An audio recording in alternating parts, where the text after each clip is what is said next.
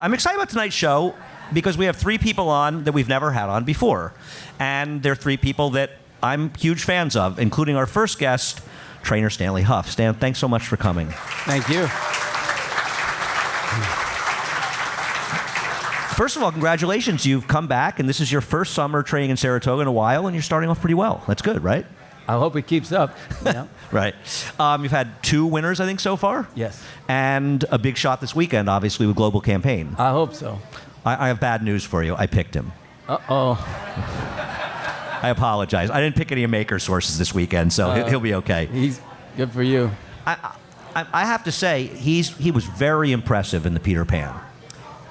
We think so. You know, I mean, he came through a lot. He's had a foot problem that it's been a work in process. So right now he's doing pretty good. So we're looking for a good race. I mean, he's really come a long way. He's only run 4 times, and he's really never run a bad race. I think I could argue that one of the best races he ever ran was the race he lost, the Fountain of Youth. He ran terrific that day. He didn't run bad. You know, I mean, for us it was disappointing because of the expectations. But that's the race that he had grabbed his quarter so bad, about as bad as you could do it, really.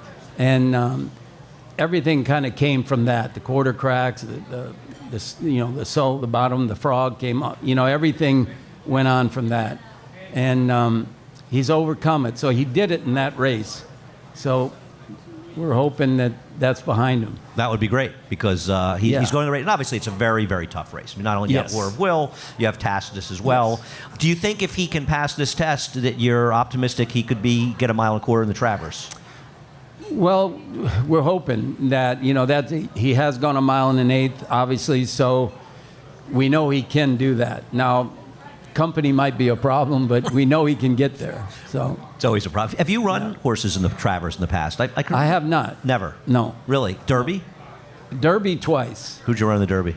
A horse called Proud Appeal, and who was a favorite, and then a horse called Reinvested, who finished 3rd.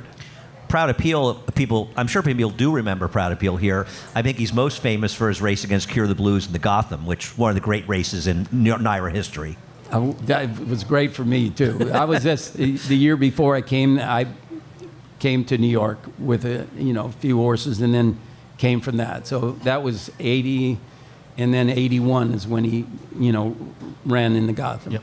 And he beat Cure the Blues, and it just occurs to me, Cure the Blues was owned by the Firestones. Did you go to work for the Firestones not long after that? Shortly after that, I did go to work for them. Was it because Proud Appeal beat Cure the Blues? Whatever reason, I don't know. Didn't hurt, right? No. So you have only been back training full-time for a brief period of time. You left training in 2012? Yes. But you've been working with Sagamore, you're training for a little while now? I did. It was about 4 years now I've been with Sagamore. You know, good friend of mine took over as president of Sagamore. Hunter Rankin? Hunter Rankin. And he went on stage, I let it go this time. Yeah, well, he usually likes to have the microphone. But anyway, so I had trained for his family when I was training back in Kentucky and in New York. And we had a filly called Tar Heel Mom. Back then was a pretty good filly. So anyways, that relationship went on. And so he talked me into coming with Sagamore. And so we were just I'd go to the sales, and we were trying to put together as good a stable as we could. So this is what we've done. Seems to be going pretty well so far. So far, so good. You know, right. We're pretty happy, proud of these horses. Now, have you been involved in buying a lot of the horses you've trained in the past at the sales?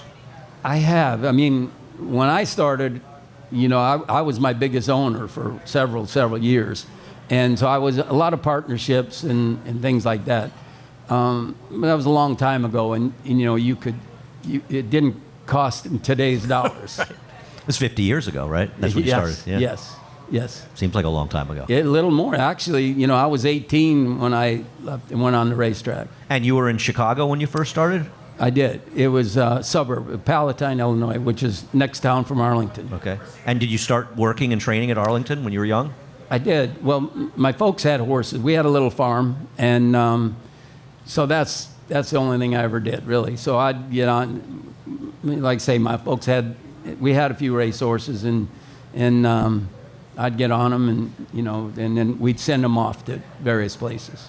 And I mean, I would say it's funny. You've obviously trained some great horses, and we'll talk about some of them. But I think for me, a couple of them, maybe the most famous recent horse you trained, I'm not even sure everybody realizes you trained, was Discreet Cat. I did. It was a very, very talented horse. I was with the Robsham, Mrs. Robsham.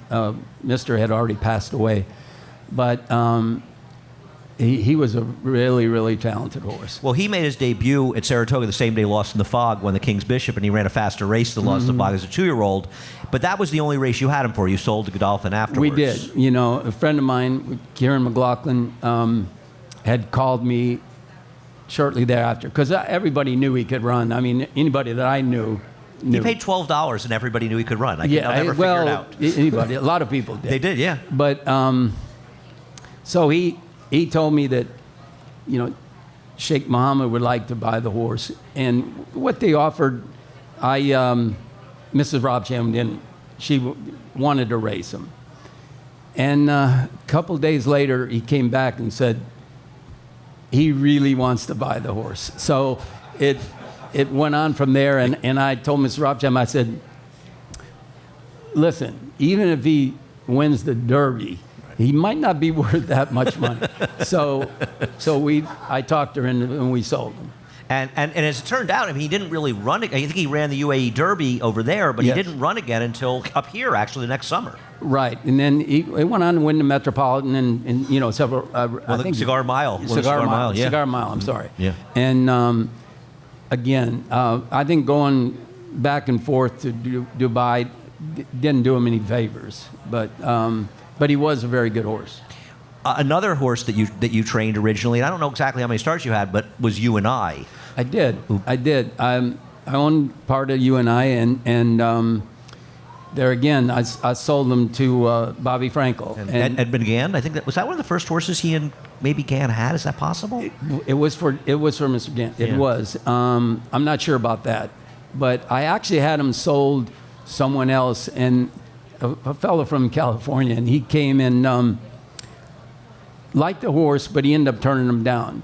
And someone told me, and I knew Bobby, but so Bobby called me and said, if that guy turned him down, if you like him, Bobby wrote me a check. Really? Yeah. Was that just after? I remember his maiden when he won at 7 furlongs. I want to say in 122 and change. I think his first time out. He won the first time out. Then he won the Cowden or something. The Cowden. Okay, yeah. And then he was third in the Holy Bowl, or he was third to Holy Bowl. One of the two. Honestly, not Could sure. have been that year. And I remember it was. Yeah. That was in.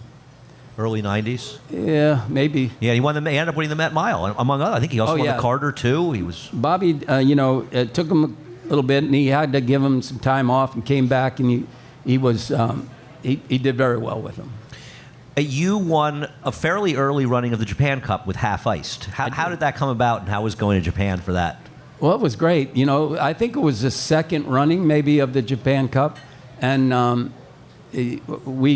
I bought this horse from a fellow named Evan Jackson in New York. He had broken his maiden, and I think Evan owned him or owned part of him. And so whatever, I bought him, and he just developed and went on the grass and became a nice horse.